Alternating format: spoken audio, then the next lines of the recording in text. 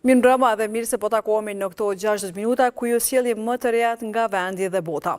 Mbi 800 milion euro pritet të përfitojë Kosova nga plani i rritjes i Bashkimit Evropian, por për shkak të mos konstituimit të kuvendit dhe mos ratifikimit në kuvend të marrëveshjes për kredi me Bashkimin Evropian, nuk mund të marrë pagesat e BE-s derisa tashmë pagesat e para janë bërë për 2 shtete në Ballkan e pagesat tjera pritet i bën edhe Serbisë. Sa mund ketë pasoja Kosova nga mos realizimi me kohë këtyre pagesave, çka përfiton Kosova nga ky fond, ku jemi me përmbushjen e agjendës së reformave dhe sa vite do t'i duhet Ballkanit Perëndimor për të bërë pjesë e bllokut evropian, i diskutojmë pas pak në studio me drejtorin e Këshillit të Investitorëve Evropian Emrush Ujkanin, por si zakonisht në fillim ju sjellim lajmet kryesore të ditës. Kenia ka njohur zyrtarisht Kosovën duke bërë shtetin 118 me radhë që njeh vendin. Presidenti Osmani falenderon ish-ministrin jashtëm Begjet Pacolli për përpjekjen e tij për këtë njohje. Supremja hedh poshtë 2 ankesat e fundit për procesin e zgjedhjeve duke i hapur rrugë kështu certifikimit. E prokuroria nis hetimet për procesin e votimit me postë. Kosova refuzon vizitën e ministrit serb në Kosovë. Refuzimi erdhi pasi autoritetet serbe nuk e lejuan ministrin e kulturës Hajrilla Shekun ta vizitojë Preshevën. Irfan Lipovica, i dyshuar për rastin e rezervave shtetërore, emërohet drejtor i akreditimit në Mend. Lipovica ishte arrestuar më 2023 si i dyshuar për keshpërdorim me rezerva shtetërore. Republika e Kenias është bërë shteti 118 që ka njohur zyrtarisht pavarësinë dhe sovranitetin e Republikës së Kosovës përmes një vendimi të firmosur nga presidenti William Ruto, i cili tashmë është dorëzuar zyrtarisht në presidencë. Lajmin e ka konfirmuar presidentja Vjosa Osmani të martën, e cila e cilësoi këtë akt si dëshmi të fuqishme të mbështetjes së Kenias për lirinë, pavarësinë dhe integritetin territorial të Kosovës. Njohja e Kenias është një njohje e sakrificës shekullore të popullit të Kosovës për liri dhe drejtësi. Në emër të institucioneve dhe shtetërorët Kosovës i shpreh falënderimet të sinqerta presidentit Ruto për këtë vendim të drejtë dhe të rëndësishëm, si dhe qytetarëve kenyan që mbështetën këtë hap diplomatik, ka shkruar Osmani në Facebook. Ajo theksoi se gjatë viteve të fundit ka zhvilluar takime të rëndësishme me presidentin e Kenias, ku njohja e Kosovës ka qenë një nga temat kryesore të diskutimeve. Osmani gjithashtu ka falënderuar ish-presidentin dhe ish-ministrin e punëve të jashtme të Kosovës, Begjet Pacollin, për angazhimin e tij në këtë proces. Ishte Pacolli ai i cili përveç një njoftimi në rrjetet sociale njoftoi për këtë njohje. Pacolli publikoi fotografi të asaj që ka thënë se ka qenë ceremonia jashtëzakonshme dhe e paharrueshme. Ai ka thënë se që nga viti 2001 ka lobuar për njohjen nga ky shtat.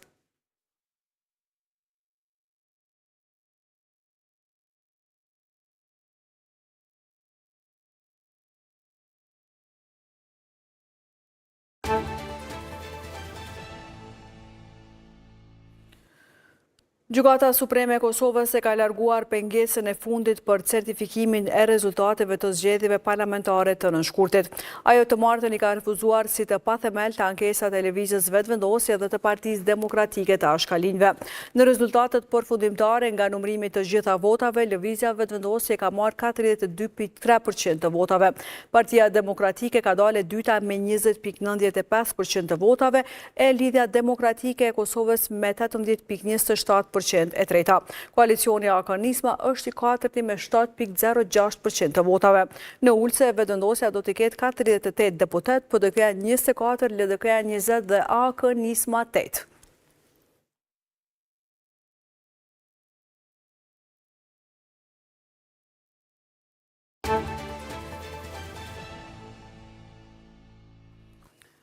E në anën tjetër, prokuroria themelore në Prishtinë ka autorizuar policinë e Kosovës që të nisë hetimet për procesin e votimit me postë në zgjedhjet e nënshkurtit. Siç ka mësuar koha, është kërkuar që të sigurohen të dhënat e detajuara të votuesve të regjistruar jashtë vendit. Po ashtu janë kërkuar kopjet elektronike të të gjitha fletë votimeve përmes postës të numëruar në qendrën e numërimit dhe të zarfeve. Lëvizja vetëvendosje ka kërkuar që të anuluohen gati 19.000 votat e Lidhjes Demokratike të Kosovës të ardhura me postë. Sipas vetëvendosjes, në këto vota ka pasur vjedhje industriale. Derisa LDK-ja ka konsideruar se me këto veprime partia në pushtet po bën presion autoriteteve. Në votat me postë ka pasur ankesë edhe koalicioni i Partisë Demokratike të Ashkalinjve dhe Lëvizjes për Bashkëveprim, që ka kërkuar të anulohen votat e Partisë së Ashkalinjve për integrim.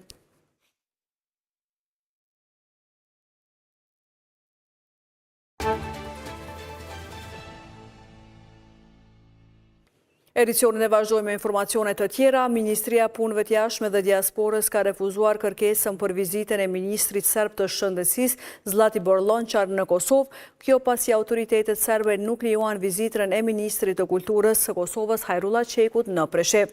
Ministria Punëve të Jashtme përmes zyrës ndërlidhëse të Republikës së Kosovës në Serbi ka dorëzuar kërkesën për vizitën e ministrit Çeku më 20 mars, ndërsa nuk ka marrë asnjë përgjigje nga pala serbe deri më 26 mars, ditën kur ishte planifikuar vizita. Nga ana tjetër, pala serbe ka parashtruar kërkesën e saj më 24 mars, pra 4 ditë pas kërkesës sonë dhe ka kërkuar që vizita e tyre të marrë përparësi. Pra që ne ta miratojmë kërkesën e tyre para sa ata ta miratojnë kërkesën tonë, ani pse ne të parët kemi bërë kërkesë, ka njoftuar Ministria e Punëve të Jashtme. Kjo ministri ka akuzuar Serbinë për qasje destruktive, duke shtuar se Beogradi synon të imponojë një anshmëri në trajtimin e vizitave zyrtare, raporton RAL. Më herët gjatë 26 marsit, kryetarja e Preshevës Ardita Sinani ka njoftuar se Çekut për herë të dytë i është refuzuar vizita në Preshev, një nga 3 komunat në jug të Serbisë të banuara me shqiptar. Sinani ka akuzuar autoritetet në Serbi se fshihen pas një fasade pro-evropiane, por vendimet të tilla sipas saj janë akt i politikës nacionaliste serbe.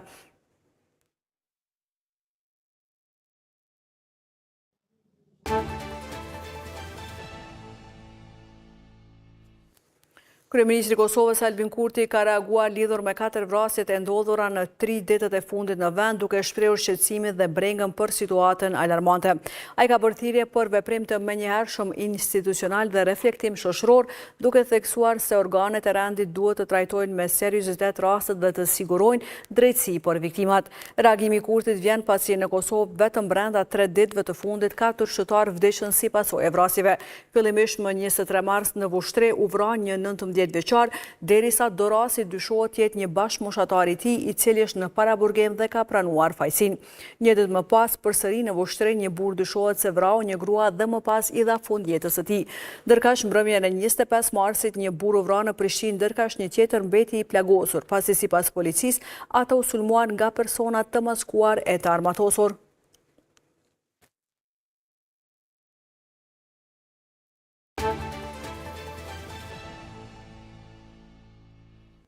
Qeveria e Kosovës e ka emëruar drejtor të përgjithshëm të akreditimit në Ministrinë e Tregtisë e Industrisë të dyshuarin për keshpërdorim me rezerva shtetërore Irfan Lipovica.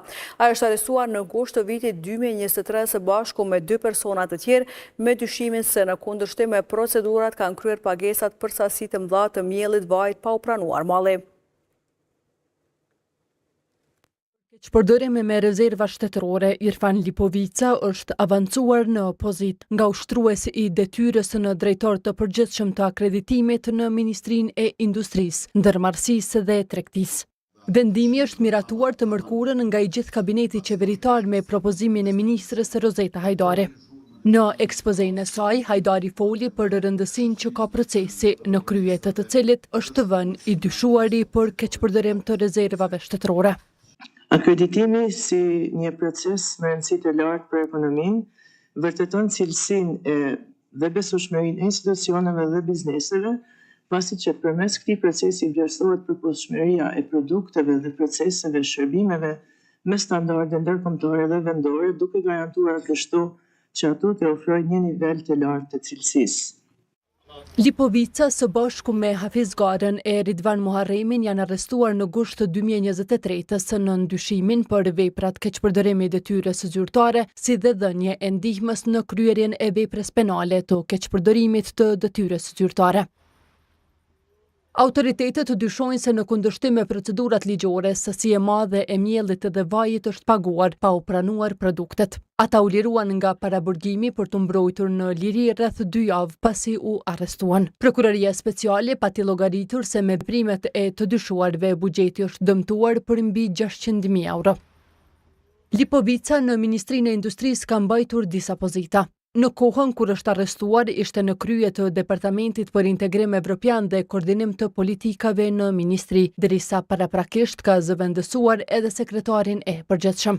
Nga ky departament ka kaluar në drejtorinë e akreditimit, detyrë të cilën e ka ushtruar nga viti i kaluar.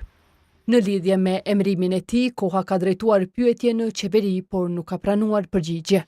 E para vendimit për emrimin e Lipovicës, kryeministri Albin Kurti foli për arritjet që tha se janë shënuar në 4 vjet mandat, përmendi edhe luftimin e korrupsionit. Me vendosmërinë e ligjit, për herë të parë që nga pas lufta e kemi vënë qeverisë i veriun e Kosovës, jemi përmirësuar për 31 vende në indeksin e perceptimit të korrupsionit të Transparency International, duke arritur kështu renditjen më të mirë dhe vlerësimin më të lartë ndonjëherë për vendin ton në këtë indeks.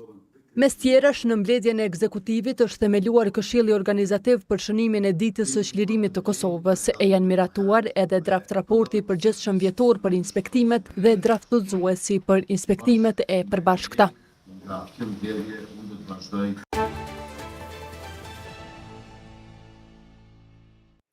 E kryeministri Kosovës Albin Kurti ka rënë prej e mashtrimit të 2 komedianëve të famshëm rus, Vladimir Kuznecov dhe Aleksi Stalarov. Ata të martën kanë publikuar një video të realizuar me Kurtin, për të cilin thonë se kanë rënë prej e mashtrimit të tyre.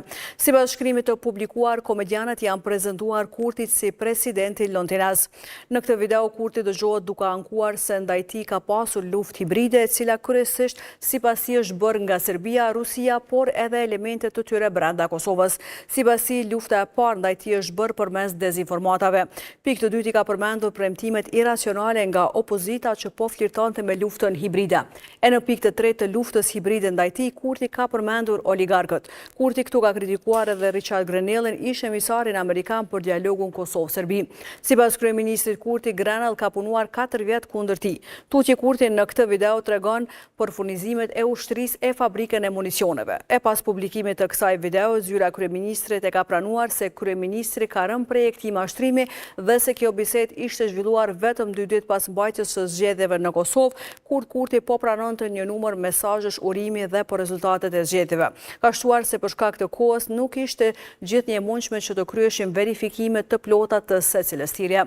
2 komedianët rus njihen për mashtrime përmes thirrjeve telefonike të njerëzve me ndikim, ndërsa kjo nuk është hera e parë që lirdar të Kosovës bien prej mashtrimeve të tyre. Gjashëm kishte ndodhur më 2019 me kryeministrin e asaj kohe Ramush Haradinaj. E prej mashtrimeve të komedianëve kanë rënë edhe Hillary Clinton, Boris Johnson e Kamala Harris. The Kennedy Center. Rick shares my vision for a golden age of American arts. E dëshmitari Nazmi Maloku dha dëshmi kundër thënëse në gjykimin e ish-kryetarit të Skenderaj dhe 6 të tjerëve për friksim të dëshmitarëve të rastit për krime lufte i emërtuar si rasti Drenica. Gjatë seancës, dëshmitari që ka qenë i mbrojtur fillimisht deklaroi se u kërcënua e më pas tha se nuk u kërcënua nga të pandehurit. Në gjykimin e 8 të akuzuarve për krim të organizuar lidhur me ndikim të dëshmitarit e rastit Drenica, dëshmitari Nazmi Maloku dha deklarata kundërthënëse të mërkurën. Në këtë rast akuzohen ish-kryetari i Skënderajt Samil Ushtak, si dhe Ismet Haxha, Rustem Rukolli, Recep Gjota, Fatmir Mjaku, Skënder Tahiri, Bajram Dibrani e Sheremet Jashari. Maloku tek ju përgjigj pyetjeve të trupit gjykues, tha se asnjë nga të akuzuarit nuk e ka friksuar për ta ndryshuar dëshminë për rastin e krimeve të luftës Drenica. Por paraprakisht tek ju përgjigj mbrojtjes së të akuzuarve, ajo përgjigj se Gjota e ka kërcënuar në emër të Lushtakut. Vi ka lyp qelsat e banesës, edhe kurum ka kërcënu në emër të Samit Salcajtit. Edhe kurum ka thonë, a pak zit kanë bënë, tha, veç halop ishtin fjallë të taj. Tha po ashtu se Recep Gjota vinte vazhdimisht në vendin ku ai pinte kafe dhe se të tjerve u thoshte se Maloku është spion. E gjatë seancës spion e quajti edhe i akuzuari Samil Ushtaku, pasi dëshmitari pretendoi se në vitin 2000 përmes njerëzve të cilët kishte pushtet, ja vrau 2 fëmijë në ginekologjinë e QKUK-s. Tha, po më akuzoj. Në Shqipja një në nënë vogën në të akuzuar është kërë, që marrë vesh të që pas që mi të. Po më akuzoni për shpion. Unë jam dëshmitar, po ju po më akuzoni që 25 vjetë për shpion. Kush? Po. Së mbet, kush? Kush tonë, se kjo... Po edhe te osoni. Kur? Te dikuj në i këna. Me je shpion. Ja. Dëshmitar. Ku është birë shpion? Ja këso. Mosëm ka shku në luftë dhe kur me shpionosh më kena marrë. Me shpionosh më morë kërë. Trupi gjykues nuk i dha vrejtje Lushtakut për zgjuhën e përdorur. E Lushtaku tha se akuza për vrasjen e fëmijëve është shumë e rëndë. Nuk mundet këtë që ka shle. Me thonë që ti e fajtër për vrasjen në vitin 2000 kërëna asë liri asë s'ta kom njoftë kur këtë person. Dëshmitari Maloku deklaroi se asnjëherë nuk ka dhënë dëshmi për rastin Drenica.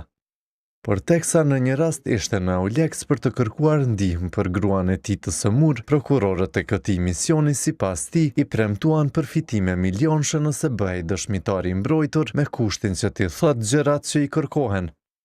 Seancat e radhës u caktuan për datat 22 e 28 prill.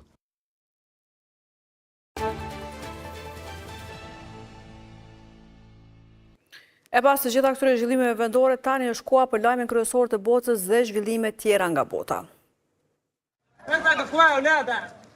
Qindra palestinez kanë vërshuar rrugët në Gazën Veriore për të protestuar kundër grupit militant palestinez Hamas pas rifillimit të konfliktit. Protesta është një nga shfaqjet e rralla publike të palestinezëve që kundërshtojnë grupin palestinez, i cili shkaktoi luftën e fundit me sulmin e 7 tetorit të vitit 2023 në Izrael. Protestat që nesën të martën vazhduan edhe gjatë së mërkurës me qytetarë që bënin thirrje për largimin e Hamasit nga pushteti. Në lagjen Shijaja të qytetit Gaza, e cila është goditur rënd nga bombardimet izraelite, 10 palestinez brohoretën Hamasi jashtë. Po të mërkurën, kryeministri izraelit Benjamin Netanyahu gjatë një fjalimi në parlament ka kërcënuar se Izraeli mund të pushtojë territore të Gazës nëse Hamasi nuk i liron pengjet e mbetura. Luftimi në Gazë vazhdon, sa më shumë që Hamasi të këmbgul në refuzimin e tij për të liruar pengjet tona, aq më i fuqishëm do t'jetë presioni që ne do të ushtrojmë. Unë gjithashtu i them Hamasit, kjo përfshin marrjen e territorit dhe kjo përfshin gjëra të tjera që nuk do t'i shtjelloj këtu. Hamasi ka paralajmëruar se pengjet mund të vriten nëse Izraeli përpiqet t'i marrë me forcë dhe po ashtu nëse sulmet ajrore vazhdojnë në rripin e Gazës. Grupi militant përmes një deklarate ka bërë të ditur se po bën gjithçka që është e mundur për t'i mbajtur gjallë pengjet. Bombardimet zioniste po rrezikojnë jetën e tyre, sa herë që okupimi përpiqet t'i tërheqë robërit e tij me forcë, përfundon duke i kthyer ata në arkivole. Besohet se Hamasi vazhdon të mbajë edhe 59 pengje izraelite, 24 prej të cilëve besohet se janë gjallë. Numri i përgjithshëm i të vdekurve palestinez nga lufta Izrael-Hamas është rritur në mbi 50.000 që nga 7 tetori 2023. Të paktën 830 njerëz janë vrarë që kur Izraeli ka rinisur luftën javën e kaluar, duke prishur armëpushimin pas gati 2 muajsh.